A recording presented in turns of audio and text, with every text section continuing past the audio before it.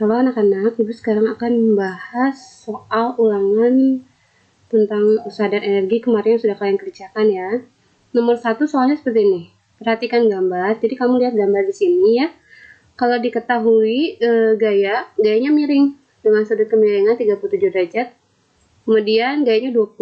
Maka usaha yang dilakukan untuk memindahkan benda sebesar 4 meter, jadi S-nya itu 4 meter adalah nah, kalian perhatikan nih jawabannya ya. Seperti yang Ibu jelaskan sebelumnya, kalian harus menguraikan dulu. Kalau misalnya ditanyakan usaha itu kan akumulasi gaya ya, gaya yang searah dengan perpindahannya. Nah, arah perpindahannya itu kan di sini anak-anaknya horizontal ke kanan. Nah, berarti gayanya juga yang ada di horizontal gitu. Jadi diuraikan dulu. Ini F cos theta, ya kan? Ini udah jago lah kalian ya. Berarti F-nya 20, F cos theta berarti F plus 37 derajat. Hasilnya 16, S-nya 4, theta 37, jadi Y-nya itu adalah F kali S ya. F kali S berarti ini 16 kali 4, hasilnya adalah 64 Joule. Jawabannya adalah D. Kemudian kita lihat masuk ke soal nomor 2. Nomor 2 ini adalah kita mau mencari usaha oleh gaya yang tidak konstan ya. Jadi dia tuh bergerak dari D sampai F ya. Nah, kamu kan sudah belajar ini. Cara mengerjakan usahanya kalau di grafik F terhadap X itu berarti luas di bawah kurva anak-anak ya. Ini luas di bawah kurva berarti yang ini luas trapesium dan luas segitiga.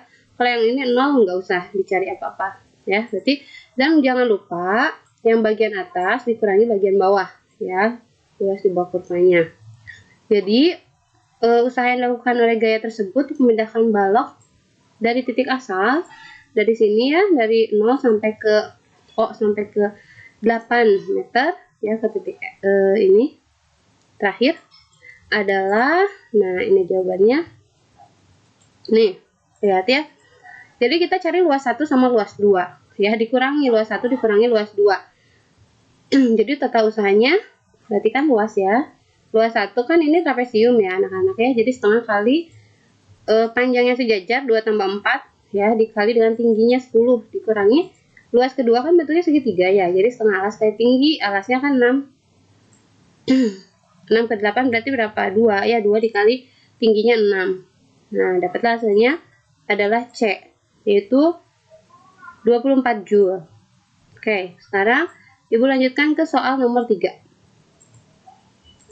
Coba kita lihat soal nomor 3. Nah, nomor 3 ini ada benda di bidang licin, miring ya. Sudut kemiringannya itu 53 derajat. Ya, licin seperti ini. Ya, tanpa didorong atau diberi gaya apapun dia pasti akan bergerak ya anak-anak ya. Nah, sebuah benda berapa bidang miring seperti di gambar. Jika masanya 2 kg, maka usaha yang dilakukan oleh gaya berat untuk memindahkan benda sejauh 3 meter. Nah, kalau pertanyaan oleh gaya berat, berarti yang kamu cari F-nya itu ya yang ada gaya beratnya gitu. Ada W-nya ya. Tapi jangan lupa nanti lihat dulu yang W-nya itu yang harus sejajar dengan perpindahannya. Berarti dia harus bergerak di bidang miring ini anak-anak ya. Karena ini kan W-nya dia akan diuraikan terhadap sumbu Y dan sumbu X kan. Nah, kita lihat yang nanti searah dengan arah perpindahannya di yang miringnya. Kita lihat jawabannya nih ya. Ini, nah, uraikan seperti ini ya, yang arah sumbu X W sin theta, sumbu Y W cos theta. Berarti yang kita cari hanya W sin ya. Nah, gaya penggeraknya berarti W sin theta 20 kali sin 53 16. Jadi W-nya itu adalah F kali S ya. S yang tadi diketahui 3 meter. 48 Joule, jawabannya E ya. W-nya itu adalah M kali G ya. Kemudian kita lihat soal nomor 4. Nah, untuk yang soal nomor 4, ini juga sama di bidang miring. Tapi dia kasar. Kalau kasar berarti ada gaya gesek ya. Nah, kalau ada gaya gesek berarti kamu harus dicari dulu nih gaya geseknya. Ternyata diketahui koefisien geseknya seperti ini ya. Jadi ternyata gayanya itu arahnya ke atas anak-anak, tapi dia sejajar dengan sumbu X.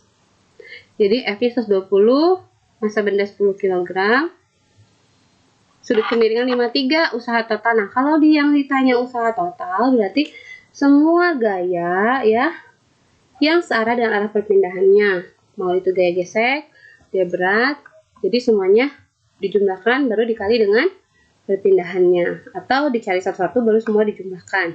Sekarang coba kita lihat jawaban nomor 4. Nah ini ya, jadi ini diuraikan dulu. Ini kalian udah jago ya nguraikan ini ya. Jadi cari n-nya, n itu selalu arahnya tegak lurus permukaan karena miring permukaannya ya. Jadi ini lihat tegak lurusnya seperti apa. Seperti ini ya. Ini diuraikan terhadap W berarti W sin theta, ini W cos theta. Nah, sebelum kita mengerjakan ini ya, cari W-nya, kita lihat dulu anak-anak ya, yang dia tuh arahnya kemana gitu. Dia tuh ke atas atau ke bawah. Berarti kita cek dulu nih. F ini nilainya apakah lebih besar atau lebih kecil dari W sin? Gitu. W sin-nya ternyata 80. Ya. Terus F-nya 120. Ya kan? Berarti arahnya dia ke atas.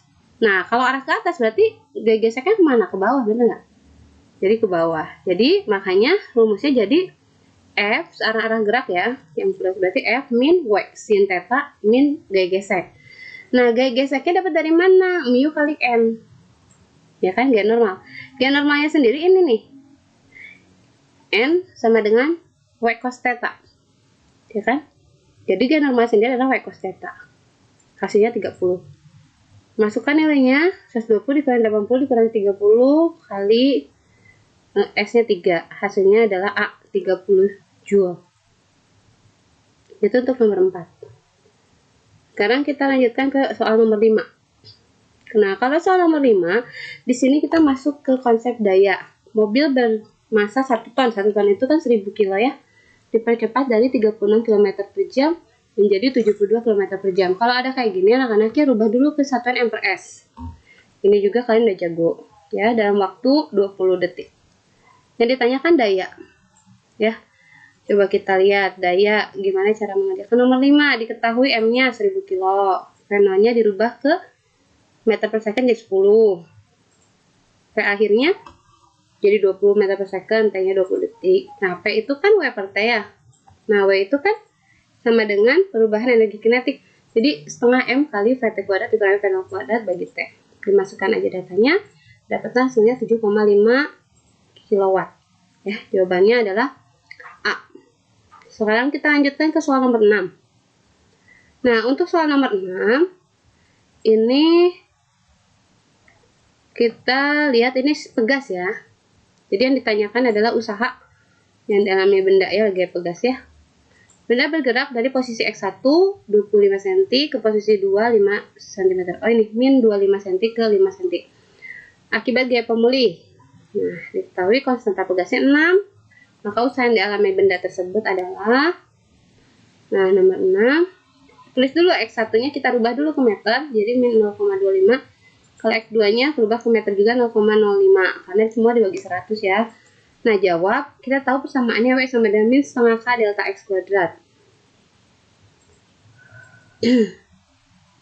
Ini dimasukkan datanya, setengah kali 6, dapat hasilnya, jadi dikuadratkan, dapat hasilnya 0,18 Joule. Jawabannya adalah B. Sekarang kita lanjutkan lagi ke soal nomor 7.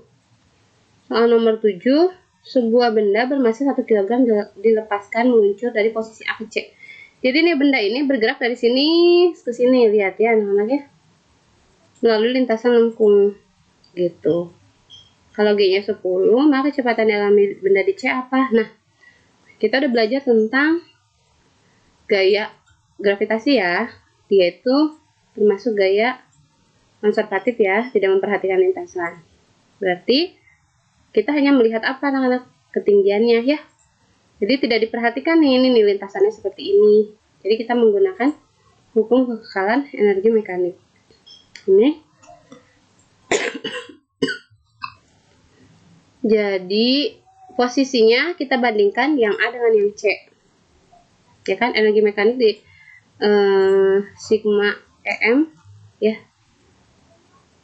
Di setiap titik kan sama ya. Jadi sigma EMA sama dengan sigma MB sama dengan sigma EMC.